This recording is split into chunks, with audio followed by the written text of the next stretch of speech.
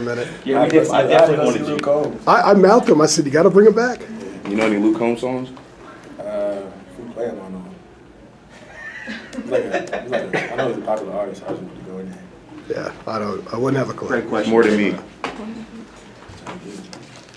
DeMarco, did when you took Ellis on defense, did that get you going a little bit? I feel like you had some nice possessions where you got your hand on the three-pointer that one time. The other time he drove and he fell and traveled.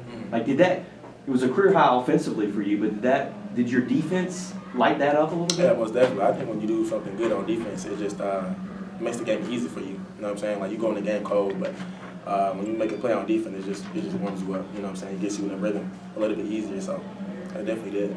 A lot of stuff started working for you then. You were getting rebounds at that point. You got a couple deflections and I believe a 50-50 loose ball.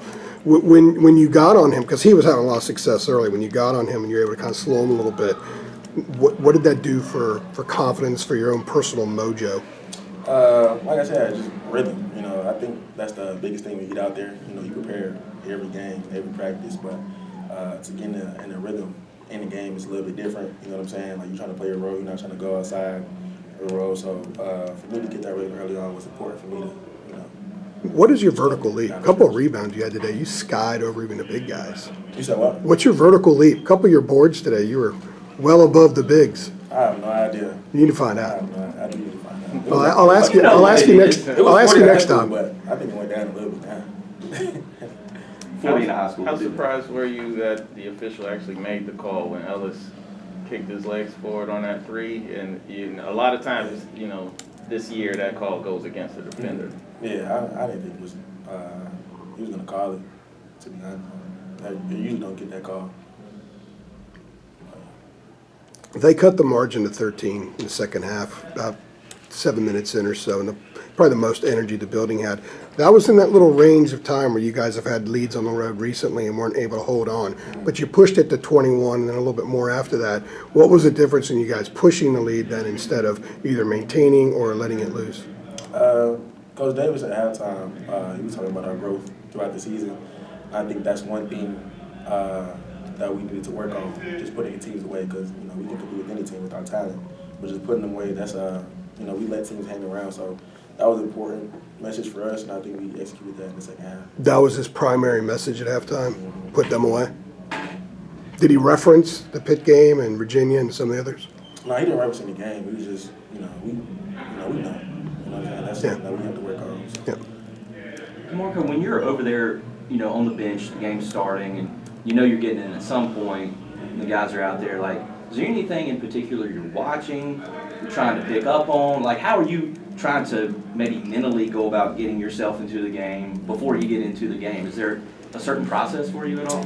Yeah, I think every game is a little bit different, the process. The main thing I try to look at is what the game is lacking. I think in this game, we just lacked the energy. I think it was kind of lackadaisical. Louisville, they're trying to get their, everybody wants to get their Carolina. So, they came out aggressive. And, They did. I just felt like I could provide energy. In every game, I think, I try to bring my strengths. So, out there, I'm looking at what coverages they're in, what defensive coverages we're in. I just try to adjust. I just try to, provide that for the team. Yeah.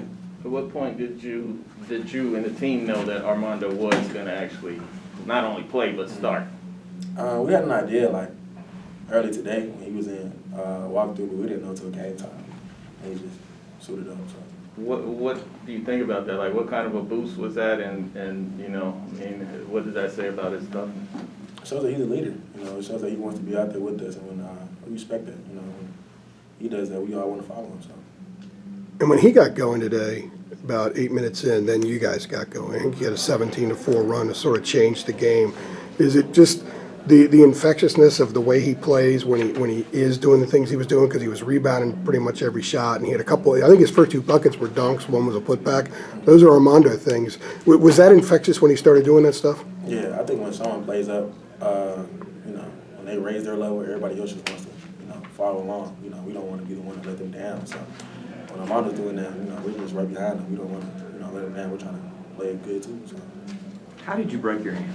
We heard it was a Bo May situation. Yeah, I was coming off a screen, and all the time I like swipe my arm through, try to get through, and end up punching him, and swiping him in the face, and took a wrong angle, broke my metacarpal.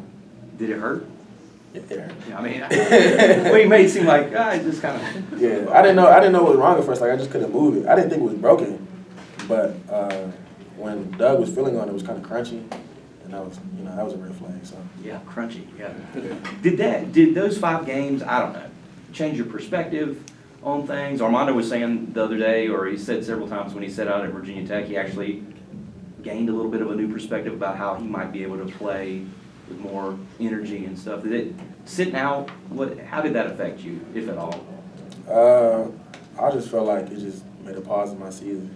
I was trying to get back super quick. I probably came back a little bit earlier than I should have. But perspective-wise, I don't think, I was obviously watching the game, but if anything, I was just trying to get better myself.